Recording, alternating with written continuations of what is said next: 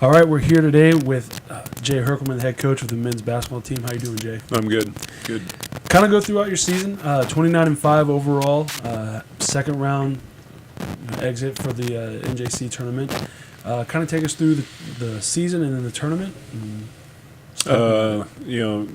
Just look back at it, and it was a really good year. I mean, just to start conference play back on November 10th and to continue to march through it every Wednesday and Saturday through basically March 1st, and to be able to come out on top with the level of quality teams that are in this conference, that's a pretty good accomplishment by our guys. 3 teams ranked all year in Barton County and Hutch and us, and we kind of separated ourselves from the pack, but then the next group of about 5 teams were as good as anybody. Right. I mean, Cowley, Garden, Seward, Independence, Butler. I mean, there were some really good teams. Colby. There were some really good teams in there that could beat anybody on any given night.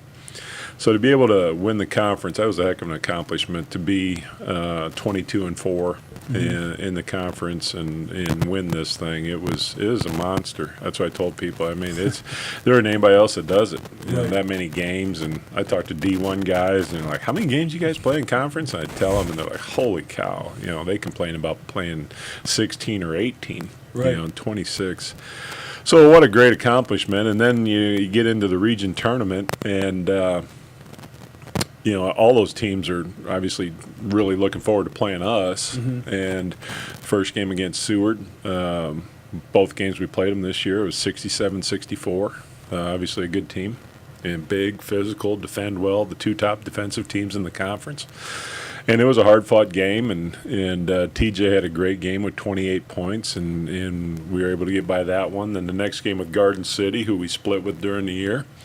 Another really good game. They got on us early big, and Fish and I were having a discussion on the sideline when it was 11-0 whether I should call a timeout or not. And the conversation actually went, "Hey, you think I ought to call a timeout?" He's like, "Yeah, probably." And so then we just settled the guys down, and they started playing better. We got the lead by halftime and won that one, and then got the rematch from last year, and that was what a lot of people wanted to see, was Hutch and Coffeyville playing again in the region championship, and it was very similar to the game the year before, very close throughout. I watched the replay of it, and I think there was maybe 15 or 16 lead changes throughout the game, and maybe that many ties throughout the game. Nobody got a big lead, but there were leads by them, leads by us. It was just a really good, well-played college basketball game. And, our guys were able to make plays at the end and figure out a way to win. We talked about a little bit earlier in the season about, I don't want to say surviving runs, but maintaining runs and then being able to stop it and go on your own run. Yeah. That Hutch game, I mean, like you just said, I mean, they got a little bit of run, you survived it, and you went out on your own little run. As a coach, a rematch of the last year, another close game with Hutch, which, I mean, 2 out of the 3 this year were very close. What's going through your mind during those games? Like, how do you calm your nerves? How do you get the team together?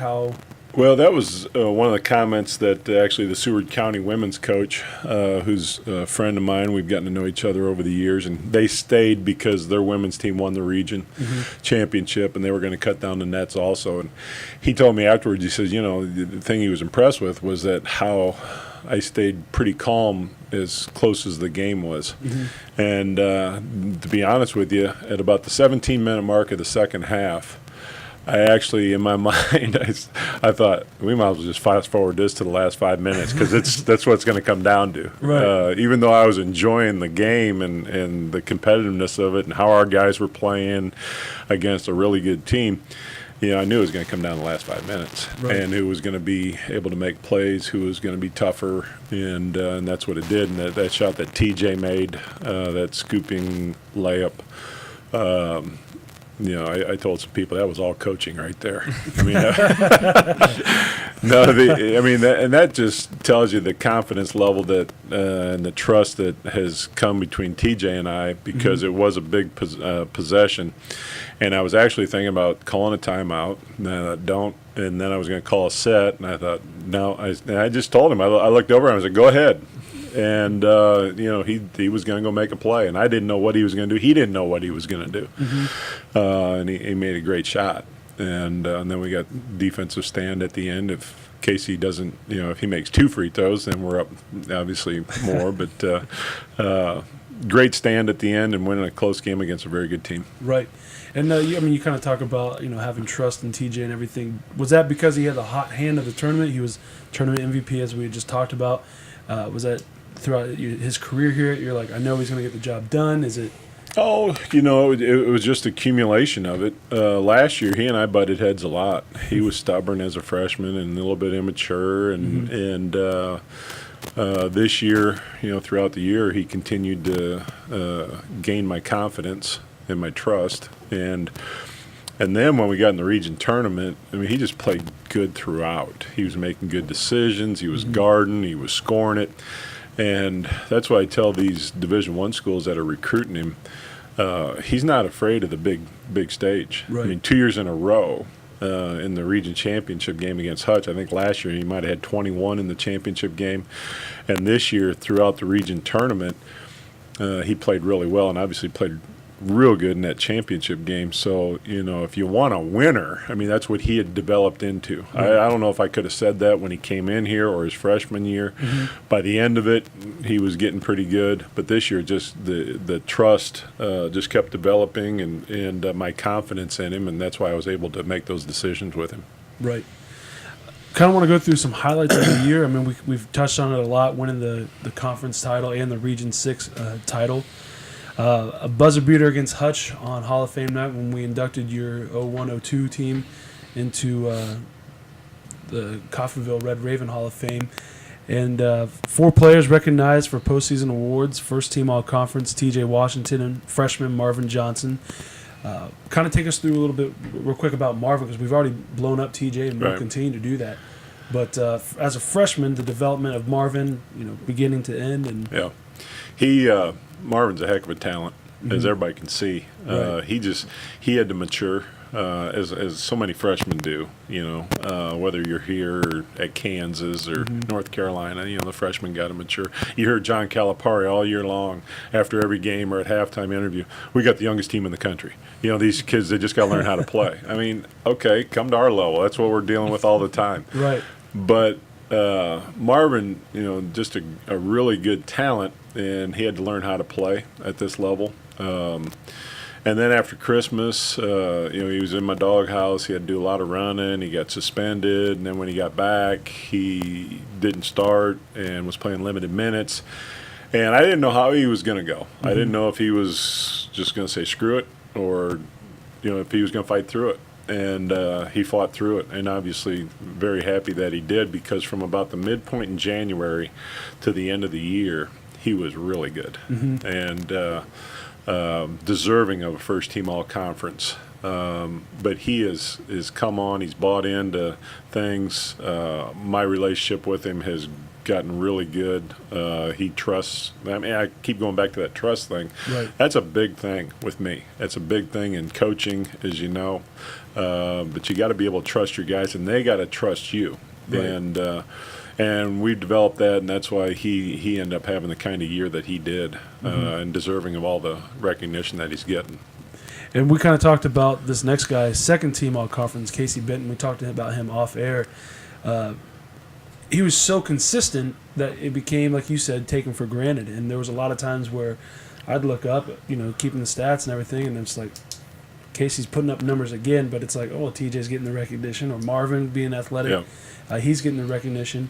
And a couple of times on this podcast, you've said that Casey was your most dependable or most consistent player. Yeah. And deservedly so, the second team all conference as a freshman. Yeah, it's tough as a freshman to have three guys named all conference. That tells you how good our freshman class is. But Casey, he's the only guy that started for us every game all year, and he's just the guy that I knew I was getting every single night. I knew he was going to guard hard. He always wanted to guard the best perimeter guy on the other team. Didn't matter if he's a point guard or a 6'6" wing. He wanted him. I loved that mentality about him. He told me before the region tournament game, he says, "Coach," he said, "I got something special for you today." And I said, "Casey," I said, "You don't have to do anything special. Just go out and do what you do." And he goes, "No, this is going to be special." And he went out there, and his defense is, I would hate to play against him, as a player.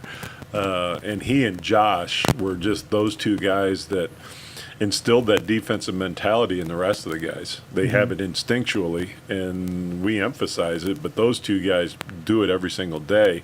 And so the other guys came along, and that's why we were as good as we were defensively. But Casey was a big part of that. And he can score for us a lot of different ways, and I'm just looking forward to coaching him another year because he's just going to keep getting better.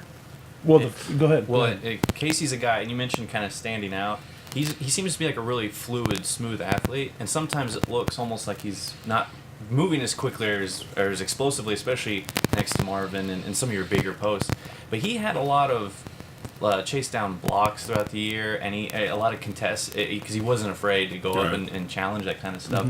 And there'd be times where he just get to the line and getting into the teeth of the defense. You're like, he's not even moving that quickly, but he is. He's just so smooth, and he's just so kind of a natural athlete. And he's a great teammate. Yeah. He's always for the other guys. He's always, when guys start wigging out a little bit on the floor, he'll be a guy that tries to calm them down. And you mentioned about him doing the chase down blocks. There were times early in the year where you want to get back defensive transition, and first couple times he didn't do it the way I wanted him to. I wanted him to get back to stop the ball, and he was timing the guy up, and as the guy shot, he went up and swatted off the backboard. And the first time I corrected him on it, and then I saw him do it again, I thought, well, let's just let him do it that way.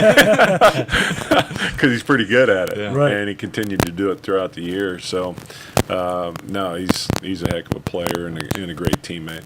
We talk about him, A, being a good defender, and B, looking out for the other guy. 47 steals on the year with 59 assists. The numbers prove what you're saying. Yeah, and he's just more than stats. He does so many things for our team. He's unselfish, and like I say, the best defensive perimeter guy we got, and he can make shots and take it off the dribble. He's just a good player. He seems really loose on the court as well, like personality-wise, not just physical or anything, but he seems like he's a guy, like you said, like when chippiness gets going on, he's going to separate it. Is he the goofball on the team? Is he kind of keep it light? How does... No, he's the Arkansas guys, all three of them. I was talking to Quan about this yesterday. Zedrick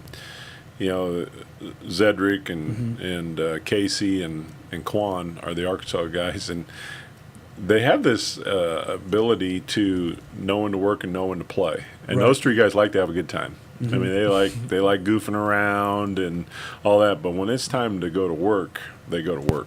And Casey's got that characteristic about him, when before practice, after practice, but during practice, okay, it's time to go to work. Right. And every once in a while, during practice, if things start getting a little haywire, I'll say, "Hey, Casey, let's go."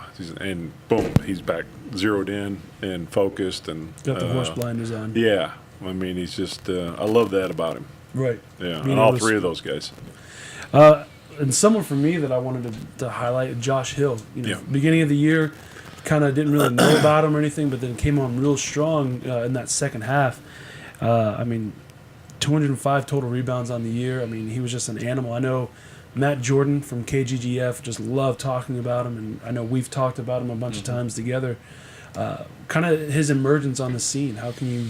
Yeah, he transferred in, and the thing I saw on tape was just what he did was his toughness. I watched about, less than 10 minutes of his video, and I told Fish, I said, if we can get him, we need to get him. Right. And just because he played hard, and he was a guy that I thought I'd like to coach, and then he didn't disappoint, all year long.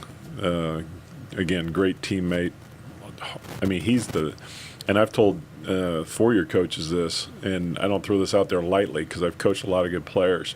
He's the best ball screen defender that I've ever coached as a forward. I mean, there's so many ball screens in the game today, and he can go out there and just blow it up by his instincts. And the way that he goes out and defends it isn't the way that we normally do it, because a lot of guys can't do it that way. But I let him do it different than the other guys, because he's able to do that, and he's got that aggressive, he's got good feet, he's strong, good instincts.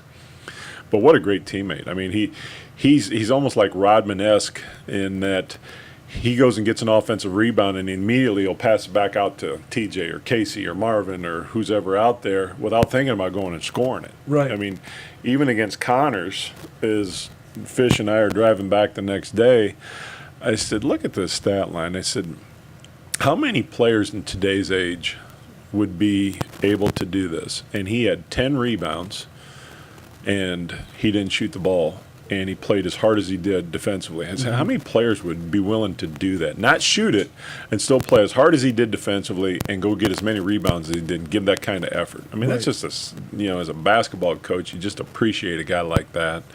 And I've had so many of our fans say that they wish he was here for 2 years. They love watching him play. He plays so hard. He's so unselfish out there. And I've just been thrilled to be able to coach him for a year and hope the best for him in the future. He's going to end up going to someplace else and playing after this. It's definitely going to be a hit, not having him on the court next year. Yeah. And now kind of on to some personal highlights for you for the year. I mean, we've talked about this a lot, you being inducted into the JUCO Hall of Fame. And then also winning your 600th career game. You're at 603 total now. On a personal level, how was this year for you? Man, there was a lot of things. Right. Besides our team doing well, the O2 team coming back, that was such a special weekend for me and my family and our fans, because those guys were such a great group that are so fondly thought of around here. And for as many of those guys to come back, and the weekend that we had was just great. And then the way that it ended, as you mentioned earlier, last second shot against Hutch, by TJ, and we make it. It just ended the weekend the right way. To get recognized as being inducted in the NJCAA Hall of Fame, I mean, that's just a wow moment. It's something that you don't think about, and you just keep going along, and all of a sudden people recognize that you're doing a really good job.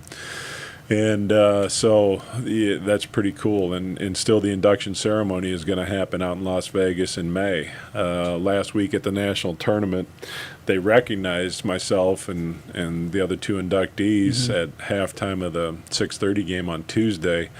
And so we got to go out there in front, and they gave us our plaque that's going to go up over there in Hutch with our pictures and stuff. So that was neat. But the actual induction ceremony will be in Las Vegas in May. So looking forward to that.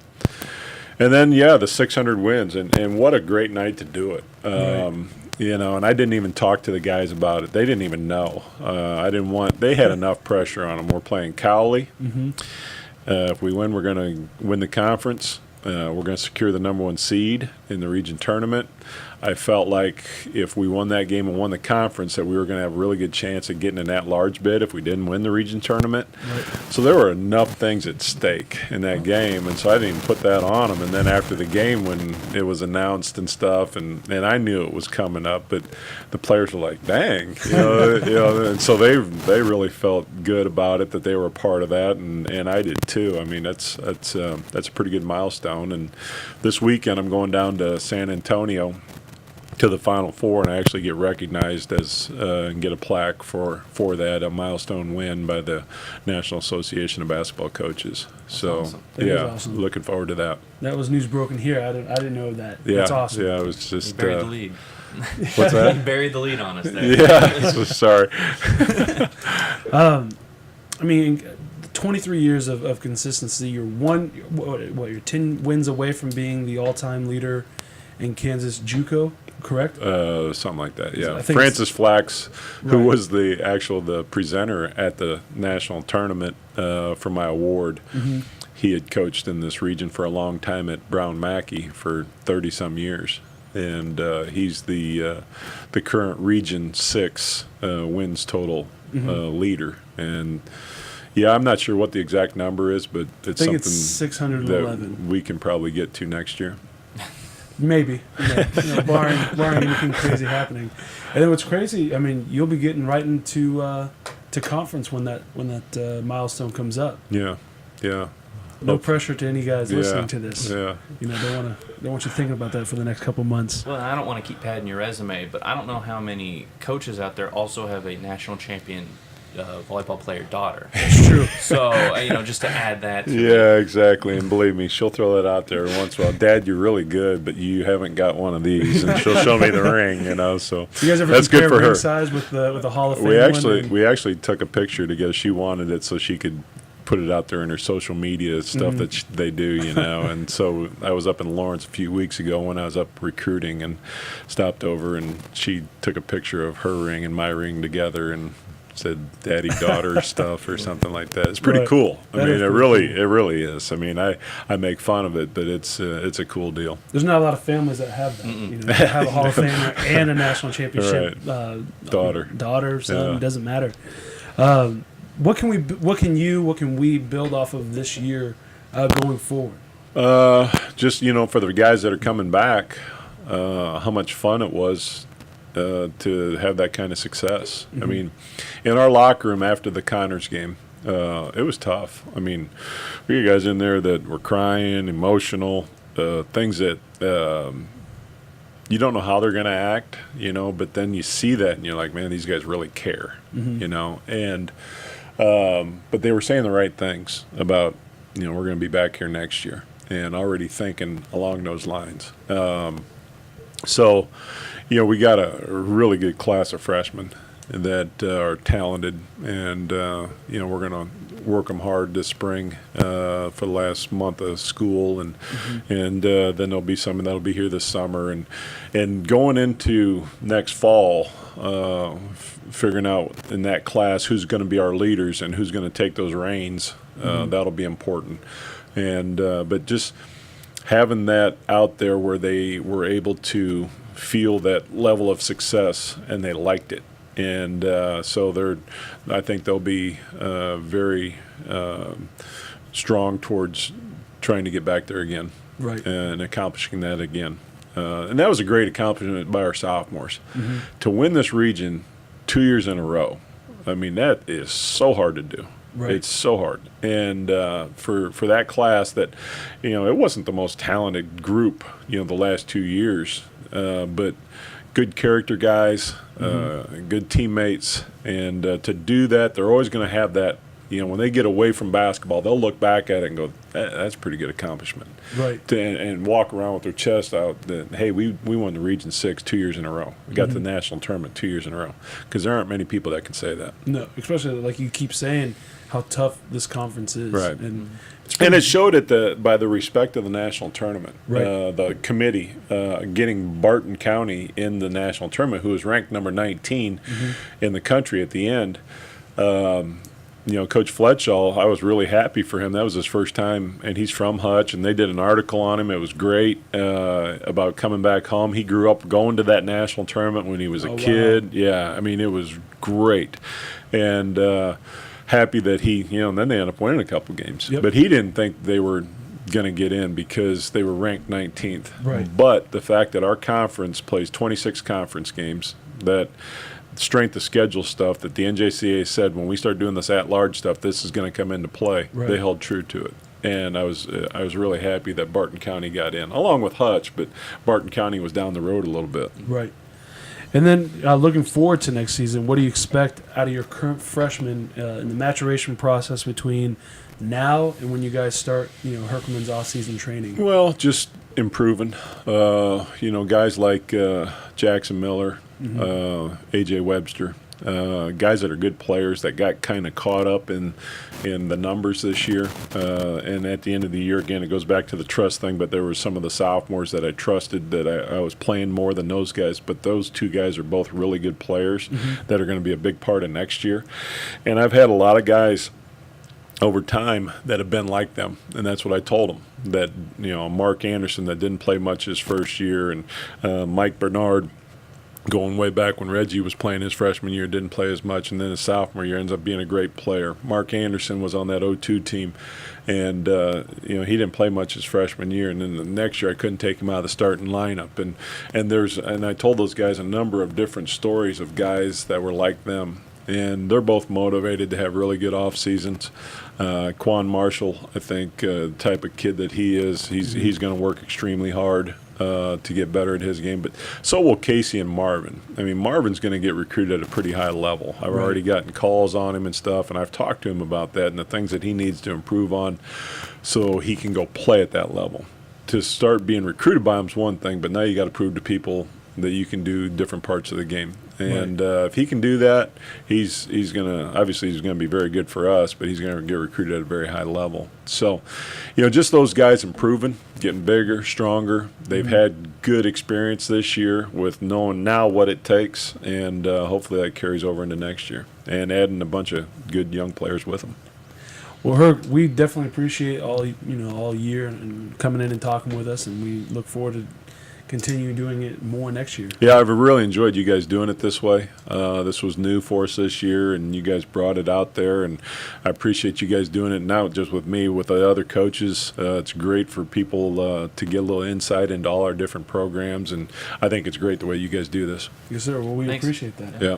And the next podcast, we'll have TJ Casey, Marvin, and Josh Hill. Yeah, we can hopefully get a number of those guys over here, and you can talk to them a little bit. That'll be fun, I think. Yeah. A little lighthearted and get to know them a little bit more. So, Thanks, Coach. Thank you. Thanks.